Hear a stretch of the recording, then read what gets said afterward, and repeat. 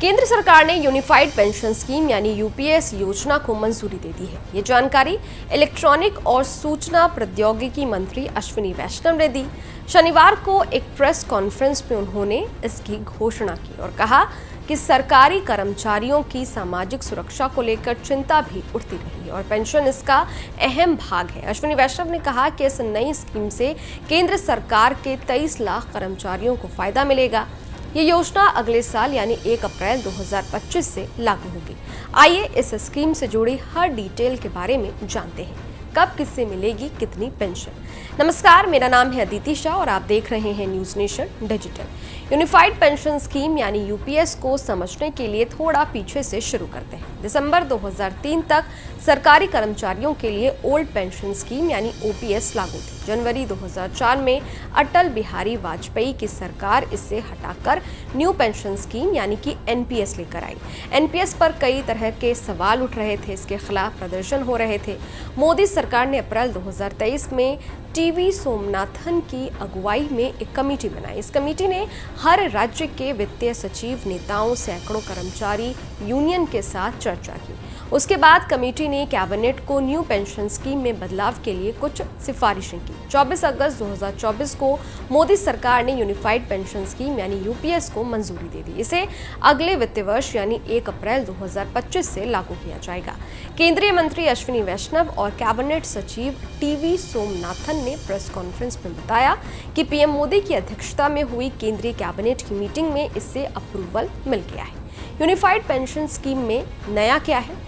सरकार ने unified pension की 5 बड़ी खूबियां गिनवाई है। आखिरी साल की औसत सैलरी की 50% एश्योर्ड पेंशन मिलेगी। कर्मचारियों को उनके रिटायरमेंट से पहले के आखिरी 12 महीने की बेसिक पे के औसत का 50% बतौर पेंशन दिया जाएगा। यानी अगर किसी कर्मचारी को उसकी नौकरी के आखिरी साल में 50,000 रुपये बेसिक पे मिलती थी तो उससे रिटायरमेंट के बाद हर महीने 25,000 रुपये पेंशन मिलेगी। 25 साल से कम नौकरी पर उसी अनुपात में पेंशन मिलेगी। औसत बेसिक पे की 50% पेंशन उन्हें मिलेगी जिन्हें नौकरी करते हुए 25 या उससे ज़्यादा साल हो गए। 25 साल से कम और 10 साल से ज़्यादा सर्विस होने पर उसी अनुपात में कम पेंशन मिलेगी। 10 साल से ज़्यादा नौकरी वालों को मिनिमम 10,000 रुपये पेंशन मिलेगी।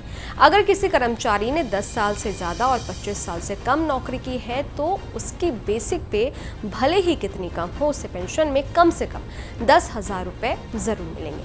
मान लीजिए किसी सरकारी कर्मचारी ने 12 साल की सर्विस के बाद किसी वजह से रिटायरमेंट ले लिया और उसकी बेसिक पे भी 20,000 रुपये से कम है तो भी उसे हर महीने 10,000 रुपये पेंशन मिलेगी। इसमें इन्फ्लेशन यानी महंगाई भी जोड़ी जाएगी। अश्विनी वैष्णव के अनुसार महंगाई जोड़े जाने पर आज के अनुसार ये पेंशन करीब 15,000 रुपये बैठेगी। फैमिली को पेंशन की 60% तय रकम और डियरनेस रिलीफ मिलेगा। अगर किसी कर्मचारी की मौत हो जाती है तो उसके परिवार को पेंशन, अगर कर्मचारी उस समय रिटायर हो गया होता है तो उसे जो पेंशन मिलती है का 60% मिलेगा। साथ ही परिवार को मिनिमम डियरनेस रिलीफ का पैसा, पहले इसे डियरनेस अलाउंस यानी कि डीए कहते थे, भी मिलेगा। ये डियरनेस रिलीफ AICPIW यानी कि all India consumer price index for industrial workers के अनुसार मिलेगा। पेंशन के अलावा लमसम अमाउंट सरकार हर कर्मचारी को उसकी हर 6 महीने की नौकरी पूरी करने पर इन महीनों की उसकी सैलरी और डीए का 10% पैसा रिटायरमेंट के बाद लमसम अमाउंट के तौर पर देगी। इसे ऐसे समझिए कि अगर किसी कर्मचारी ने 10 साल 3 महीने नौकरी की है तो उसे 10 साल की सैलरी और डीए का 10% बतौर लमसम अमाउंट दिया जाएगा। अब सवाल है कि क्या केंद्र और राज्य के सभी सरकारी कर्मचारी इसके दायरे में आएंगे? इसका जवाब है नहीं। यूपीएस अभी सिर्फ केंद्रीय कर्मचारियों के लिए है। इन कर्मचारियों की संख्या करीब 23 लाख है। भविष्य में राज्य भी चाहे तो इस योजना के प्रावधानों को अपने यहाँ लागू कर सकते हैं। अगर सभी राज्य इसे अपना लें तो राज्य और केंद्र मिलाकर कुल 90 लाख कर्मचारी इसके दायरे में आ जाएंगे। केंद्रीय कर्मचारियों के लिए भी इसे अपनाने की बाध्यता नहीं है। अगर वे चाहेंगे तो ही उन्हें यूपीएस के तहत लाया जाएगा। वो एनपीएस के तहत ही अपनी पेंशन लेते रह सकते हैं।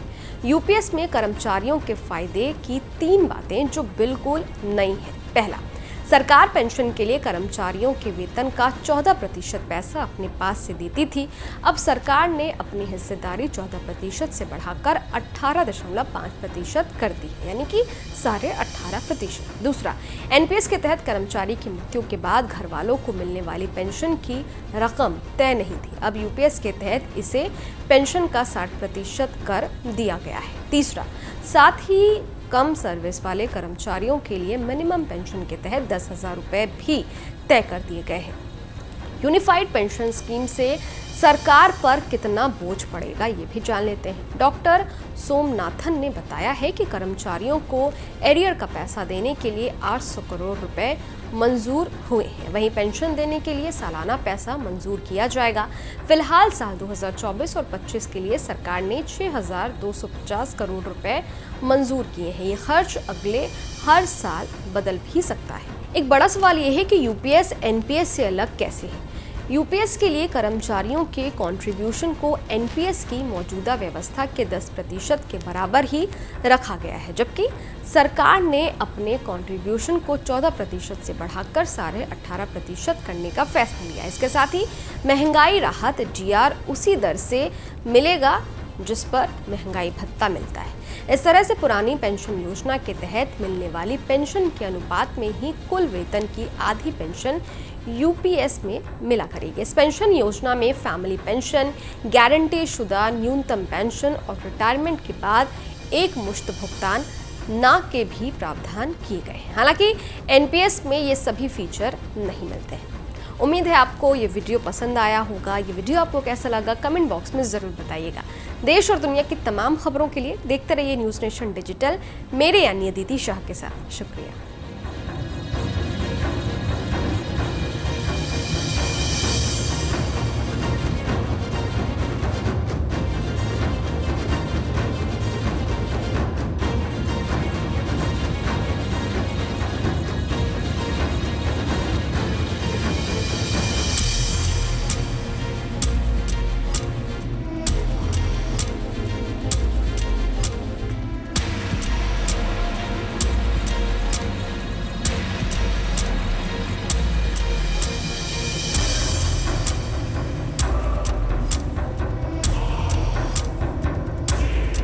न्यूज नेशन अब व्हाट्सएप पर खबरों के ताजा अपडेट के लिए न्यूज नेशन के इस क्यूआर कोड को स्कैन करें